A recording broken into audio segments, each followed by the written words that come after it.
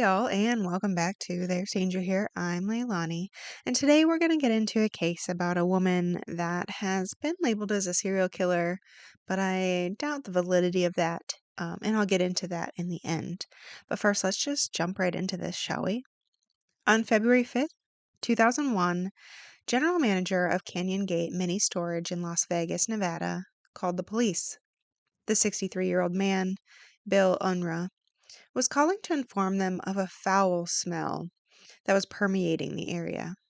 He also stated that he and his coworker, Greg Stoner, tracked the smell to the second floor into Unit 317. The unit was rented by a woman named Brookey Lee West, but the store couldn't get her to answer. After failing to reach Brookey, the men cut the lock on the unit, but couldn't handle the smell when they opened the door, and so they notified police. But not before looking into the unit and noticing a large green trash can leaking in the corner of the unit.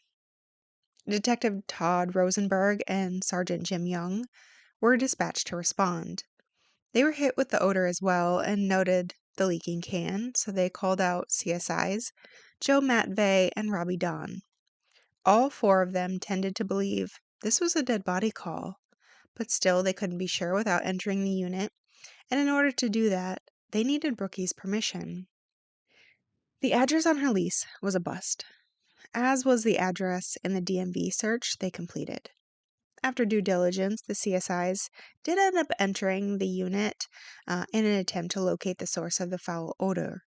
They made it to the back of the unit to the 45-gallon green trash can. It was sealed at the top with duct tape, then wrapped with plastic wrap. Then garbage bags were taped together on top of the plastic wrap. But the bottom of it had buckled, causing a crack from which black fluid was seeping out.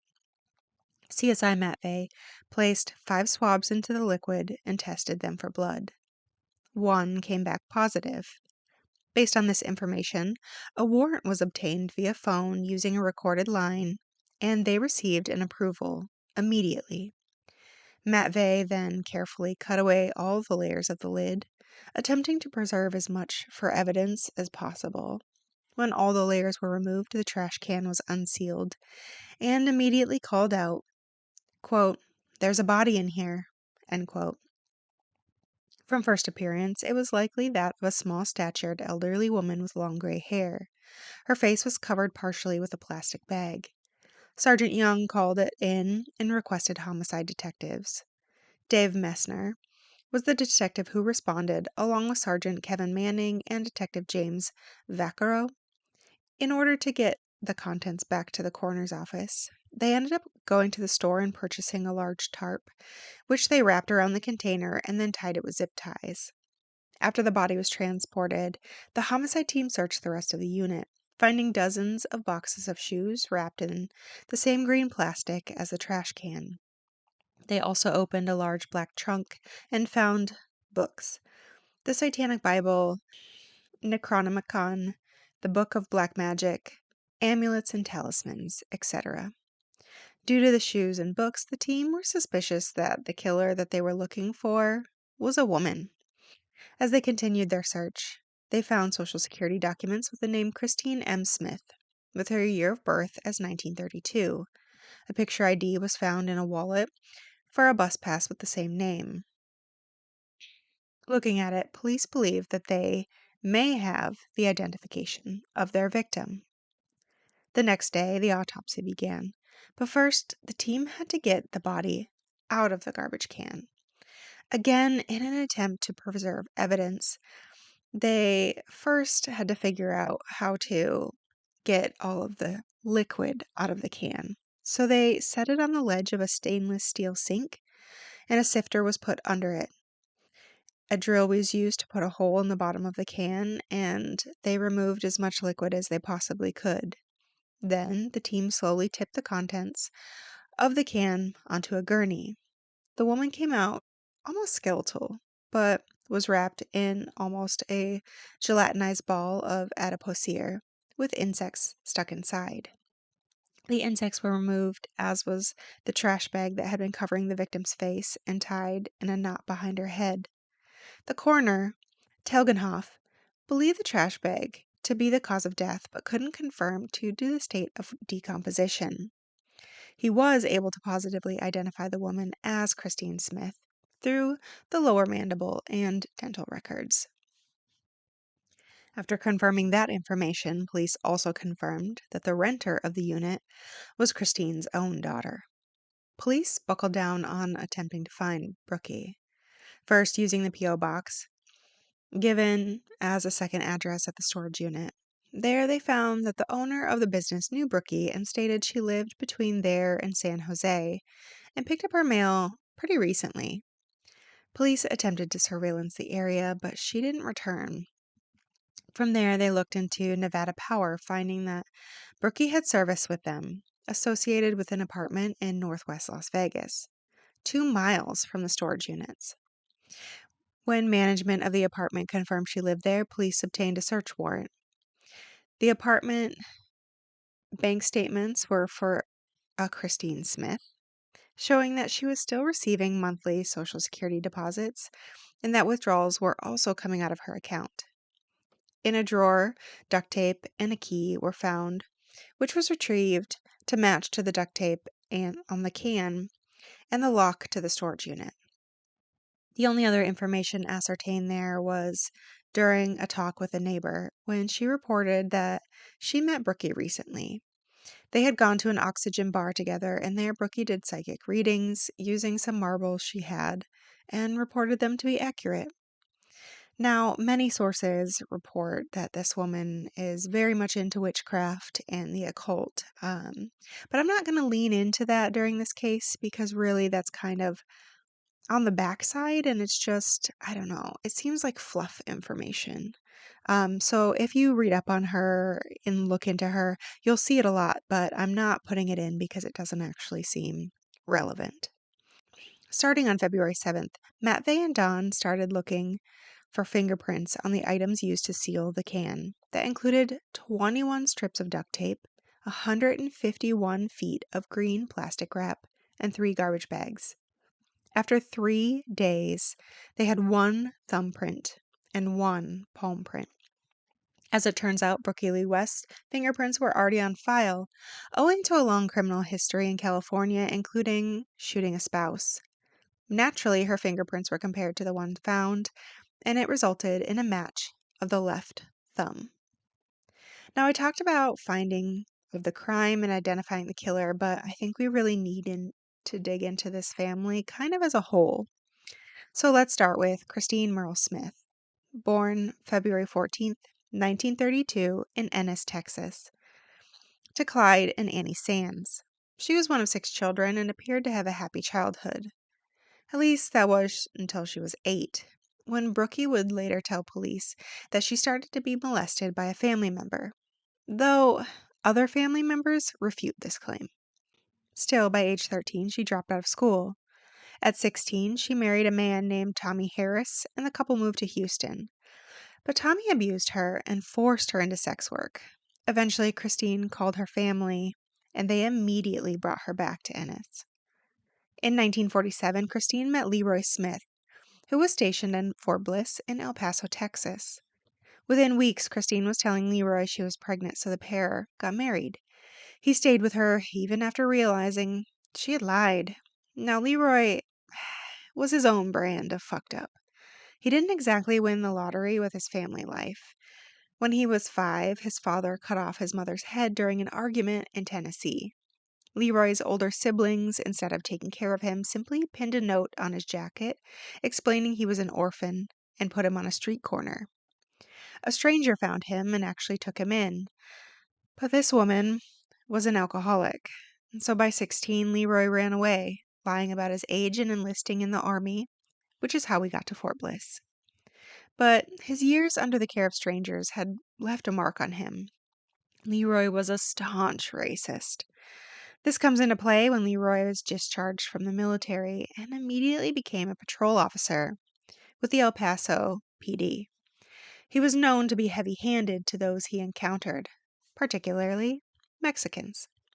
Leroy also picked up a drug habit at this time, preferring speed and immediately getting Christine hooked as well. The couple fought about everything, and in 1952, Leroy was set to leave. But this time, Christine really was pregnant. And on June 28, 1953, Brookey Lee Smith was born. Their second child was born in 1956, Travis Smith, who was a wild child. But the couple weren't really parents. They often left their children alone, preferring bar hopping or just being strung out. By the late 1950s, Leroy was fired from the police department, after which he picked up the family and moved them to Bakersfield, California in 1959. There, Leroy got a job laying carpet. But the couple's relationship didn't get any better, and in 1961, Leroy ran off with a waitress and moved the kids with him.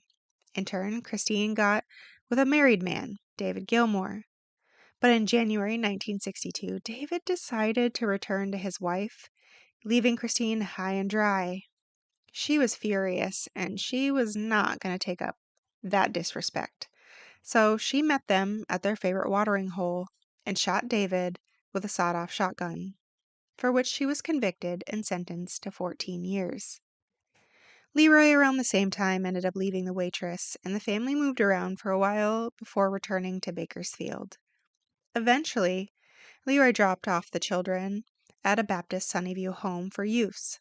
While this normally means a turn for the worst, historically looking at these types of situations, in this case, the children received attention, 3 square meals, and attended school regularly for the first time in their lives. They were thriving. But just 2 years into Christine's sentence, she was released and Leroy picked her up. The couple unfortunately went and retrieved their children from the home. In 1965, the family moved to San Jose. It was there that they met a woman who practiced in witchcraft, and Leroy was drawn into the satanic culture and practices. Again, I'm not going to lean heavy into this, but it is brought up many times. Brookey reported she continued to be a loner in this neighborhood until she turned 14, when she grew into her size and became a ballet dancer. Travis started doing drugs by age 9, and by the time he reached high school, he simply dropped out. Christine and Leroy eventually split for good, and Christine joined AA, getting clean and sober. But her mental stability was not there, and when she met a psychiatrist, she attacked him. From there, she was sent to a state psychiatrist, Goldstein, and for 10 years was seen by him, eventually being diagnosed as a sociopath with psychopathic tendencies. Again, this is according to Brookey. In 1971, Brookey graduated high school and enlisted in the Army. That lasted a whole 9 months before she was discharged and returned home to Christine. In order to pay the bills, Brookey worked as a waitress and legal secretary. By 1973, Brookey was tired of taking care of her mother, paying for her bills. She found an escape through a man named Ray Alcantar. After a weekend away together, Brookey realized she was pregnant, but Ray didn't want a child with her. Brookey gave birth to Susie Alcantar in 1972, raising her as a single mother for 4 years before sending her to boarding school, reportedly taking on as many as 3 jobs to pay for tuition. By 1984, she had enough and attempted to adopt her daughter to a couple working as teachers at the school. For some reason, Ray had parental rights and refused to sign them away in order to allow adoption. He even intended on gaining full parental rights at one point. This enraged Brookey, and on January 14, 1984, a man came to his residence, but his elderly grandmother, Juanita, answered, reporting Ray wasn't home. She was subsequently shot in the chest, but managed to survive. Weeks later, a letter was mailed to the residence reporting that the entire family was going to be killed, surrounding by satanic wording. This was enough to scare him, and Ray signed his rights over, and Susie was adopted and officially out of Brookey's life. Starting on July 1985, Brookey began shoplifting. By September, she was shoplifting with her mother, though Brookey was unsuccessful and arrested on multiple occasions. Then, there's really little information on Brookey and her family until we jump to 1994.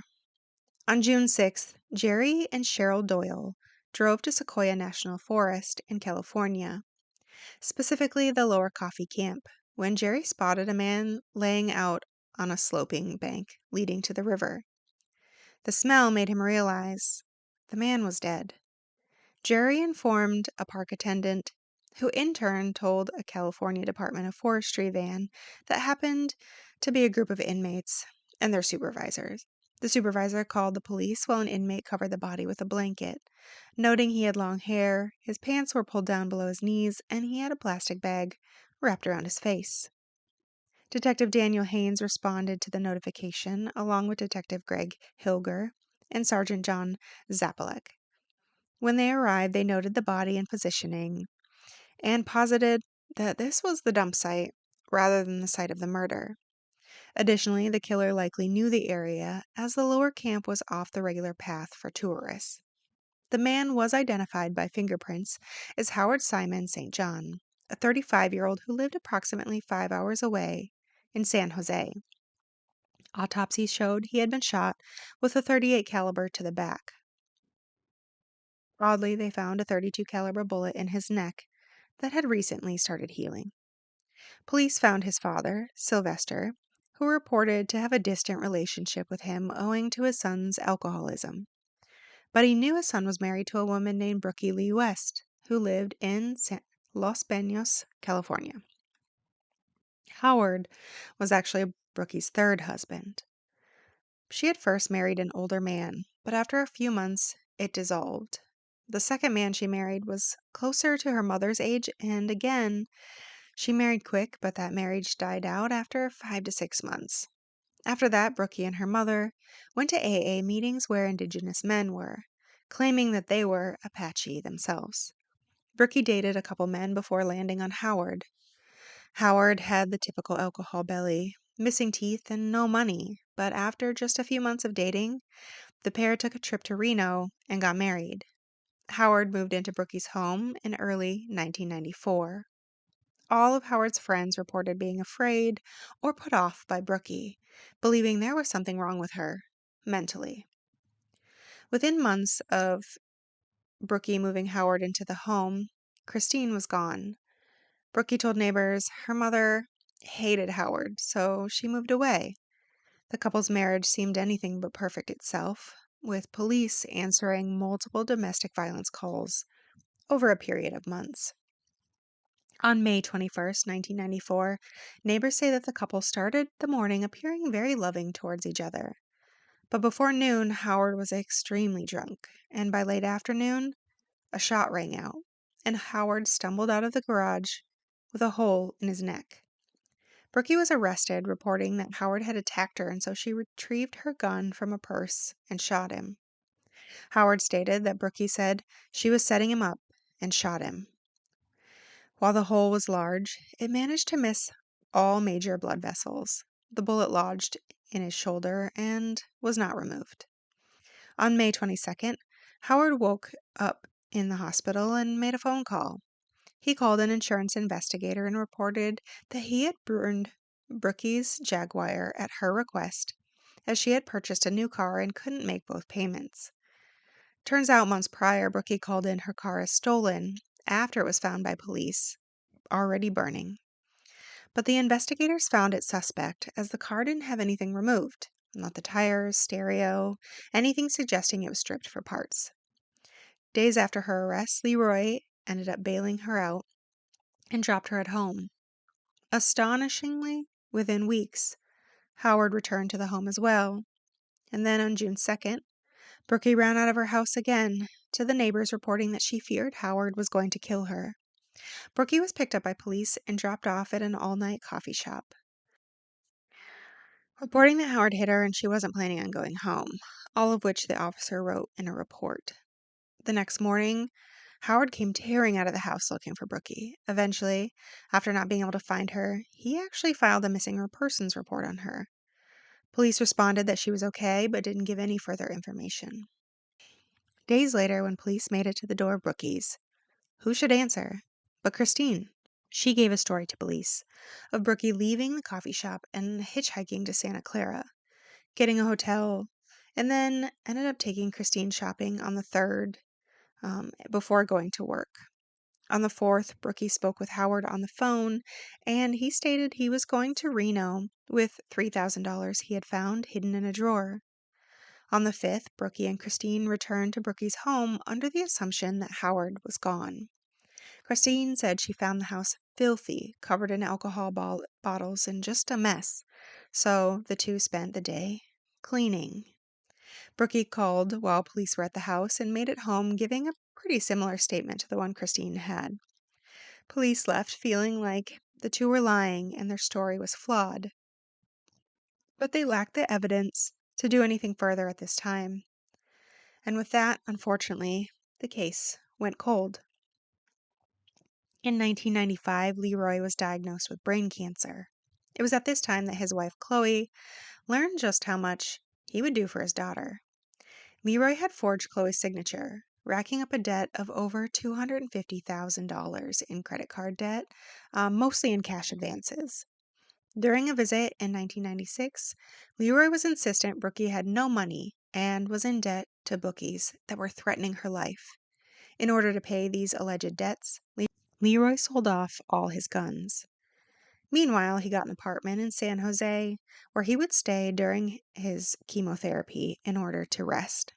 On February 26, 1996, Chloe and Brookey went over to the apartment where Leroy was already there resting.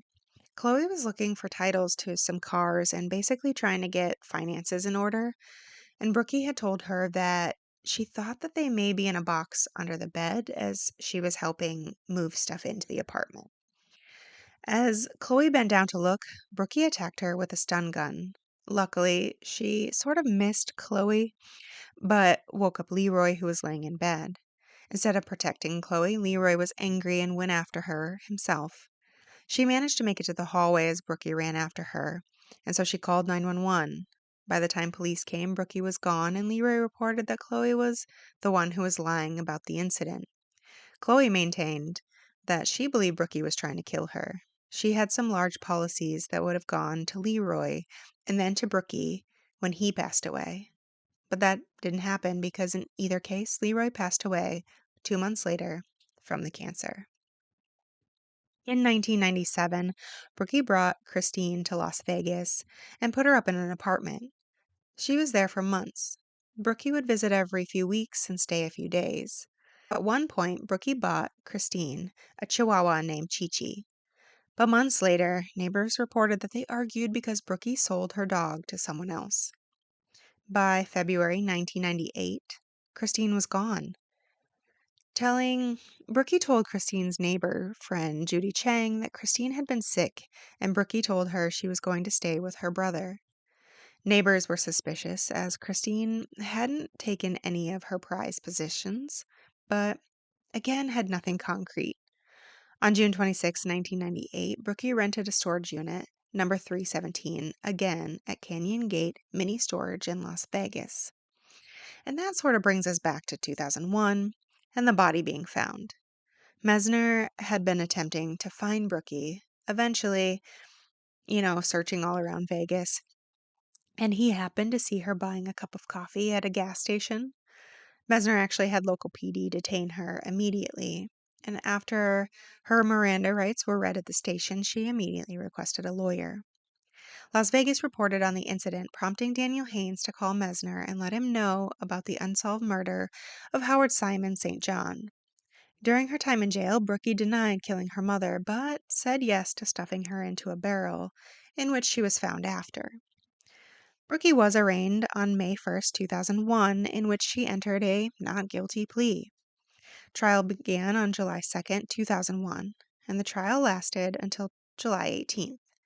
The jury took a day to come back with a verdict.